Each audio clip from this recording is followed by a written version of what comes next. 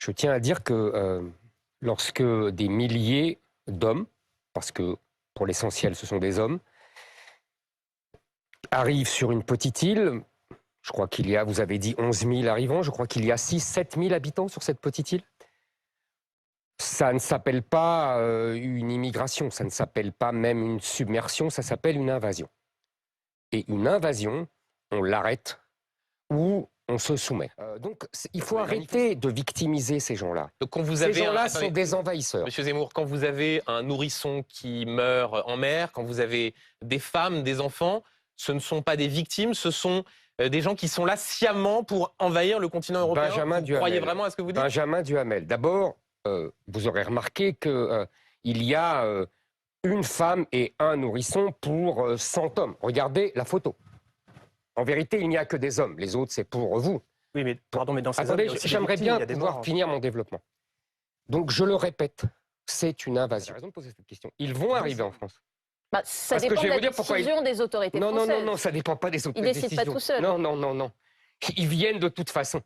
Ils viennent de toute façon parce que j'ai vu des reportages sur ces gens-là. Ils viennent pourquoi? Parce qu'en France, ils ont les allocations sociales. En France, ils peuvent se faire soigner gratuitement. En France, ils vont toucher le RSA au bout de quelques années sans rien faire. En France, ils ont des entreprises qui les embauchent pour pas grand-chose, mais qui leur permettent de profiter de tout le système social que les Français ont édifié depuis 5 ans. Vous savez, il y a des moyens aujourd'hui techniques qui permettent de repérer toutes ces petites embarcations au moment où elles démarrent, au moment où elles quittent leur port de départ. En l'occurrence, la Tunisie. En l'occurrence, la Tunisie. On pourrait très bien les arrêter à leur origine. Ensuite, on peut très bien les arrêter et les renvoyer d'où ils viennent. Et il faut d'ailleurs plus largement, je crois, maîtriser notre immigration, parce qu'on sait que l'islamisme se nourrit du communautarisme qui lui-même se constitue sur la base d'une politique d'immigration de masse qui est menée en France et en Europe et qui bien souvent nous amène à accueillir des gens, des civilisations qui sont en guerre contre tout ce que nous représentons, que ce soit l'image de la France, notre histoire, nos valeurs ou notre identité. D'ailleurs, D'abord, les Français qui nous écoutent ce soir doivent savoir que la vague migratoire qui touche la France et qui touche l'Europe n'en est qu'au début du commencement.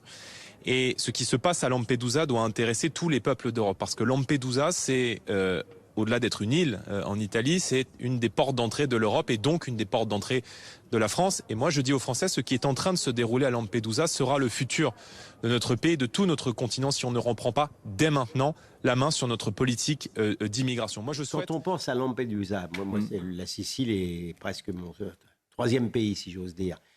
Les gens de Lampedusa, fallait voir l'accueil, il y a quelques années, par les habitants de Lampedusa, de ces gens-là.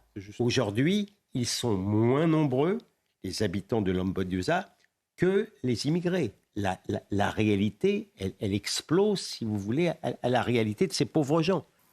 mais il y a eu beaucoup de Kevin et de Matteo, si je peux me permettre.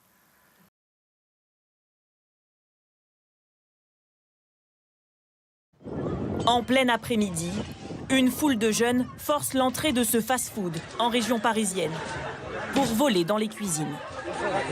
On voit des frites, on voit des frites. Un peu plus loin, c'est dans ce centre commercial que des individus s'en prennent au magasin pour dérober ce qu'ils peuvent. 875 personnes ont été interpellées, 249 policiers et gendarmes blessés.